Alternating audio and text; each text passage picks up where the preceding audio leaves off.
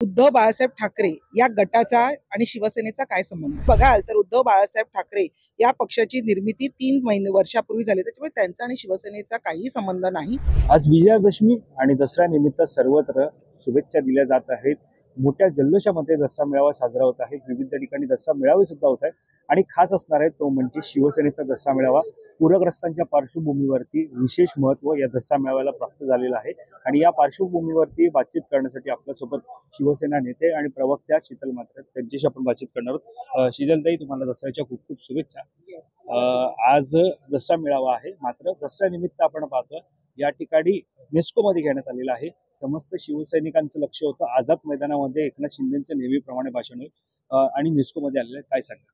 एक लक्षात घ्या, महाराष्ट्रामध्ये जी आपल्या शेतकऱ्यांची पूरपरिस्थिती निर्माण झाल्यामुळे जे त्यांचं नुकसान झालेलं आहे, त्याच्यामुळे त्यांना मदत करणं, त्यांच्या बांधावर जाणं, त्यांना भेटणं, त्यांचे अश्रू पुसणं हे जास्त महत्वाचं आहे.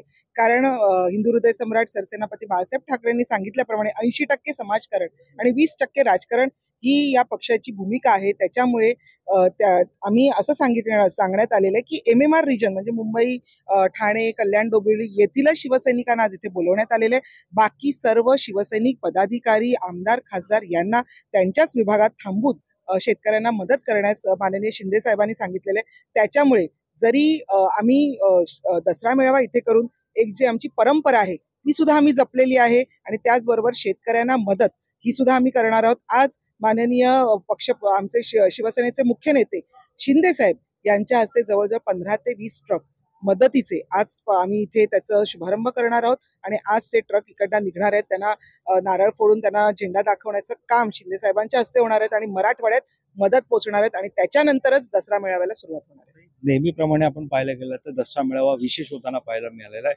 मागील दसरा मेळाव्यामध्ये एकनाथ शिंदे साहेबांनी मराठा समाजाला आरक्षण देण्यासाठी महाराजांची शपथ घेतली होती. त्यानंतर वर्षभर आपण पाहिलं मराठा समाजासाठी झालेली लढाई आज वर्षपूर्ती होत आहे. काय सांगता?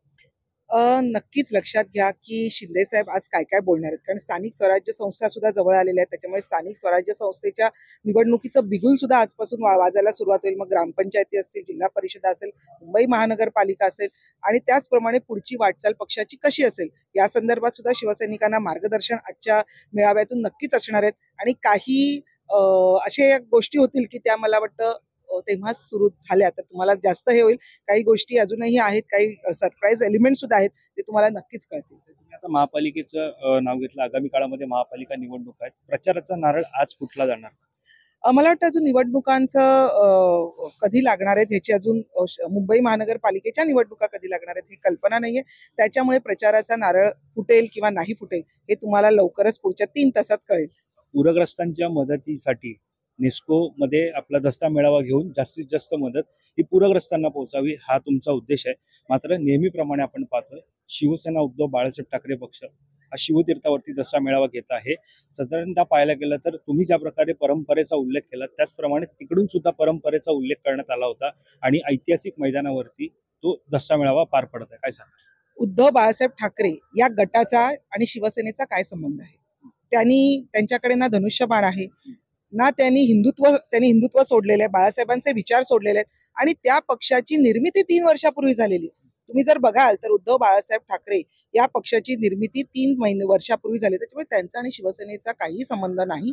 आणि जर त्यांना घ्यायचाच असेल मेळावा तर त्यांनी तो इटलीला जाऊन घ्यावा अशी त्यांना नम्र विनंती आहे. इटलीचा उल्लेख करतात, नेमकं काय? ज्या पद्धतीने हिंदुत्व सोडून सोनिया गांधींच्या पायाजवळ त्यांनी नाक घासलेलं आहे, त्याच्यामुळे सोनिया गांधी यांचं मूळ जे निवासस्थान आहे ते इटलीला आहे. त्याच्यामुळे त्यांनी ज्या पद्धतीने संपूर्ण शिवसेनेचं काँग्रेसमय त्यांनी करून टाकलेली, जी काही उरली सुरलेली त्यांच्याकडे आहे त्याचं काँग्रेसमय करून टाकलेली, त्याच्यामुळे त्यांना हिंदुत्वावर त्याचप्रमाणे हिंदू हृदय सम्राट बाळासाहेब ठाकरे यांच्यावर बोलण्याचा कुठलाही अधिकार नाही. कारण त्यांना शिवसैनिकांशी, शिवसेनेशी, हिंदुत्वाशी काही देणं घेणं नाही. त्यांना देणं घेणं फक्त सत्तेशीच आहे. त्याच्यामुळे सत्ता मिळण्यासाठी जे जे करता येईल ते सर्व करत आहेत. कोणीही त्यांच्याबरोबर महाविकास आघाडीत ते आहेत की नाही माहिती नाहीये. त्याचप्रमाणे मनसेची काय भूमिका आहे हेही माहिती नाहीये. मनसेने राजसाहेबांनी तर स्पष्ट सांगितलं जेव्हा इलेक्शन लागेल तेव्हा आम्ही कळवू, परंतु तरी सुद्धा रोज उठून आमच्याबरोबर युती करतायत असं ते बोलतायत. कारण मुंबई ही त्यांच्यासाठी फक्त सत्ता आहे. मुंबई ही त्यांच्यासाठी सोन्याचे अंडे देणारी कोंबडी आहे.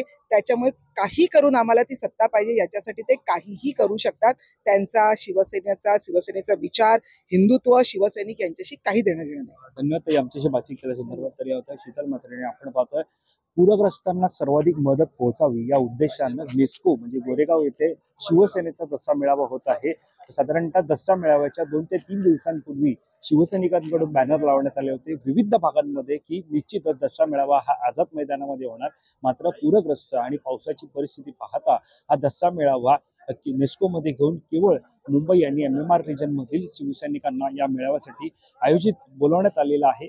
आणि जे उर्वरित शिवसैनिक आहेत त्यांना स्थानिक पातळीवरती त्या ठिकाणी राहून पूरग्रस्तांना सर्वाधिक मदत करण्याचं आवाहन हे एकनाथ शिंदे यांच्या माध्यमातून करण्यात आल्याचं शीतल म्हात्रे यांनी आपल्याशी बातचीत करताना सांगितलं. कॅमेरा पर्सन अवधेश कोरीचं, मी वैभव पाटील, मुंबई.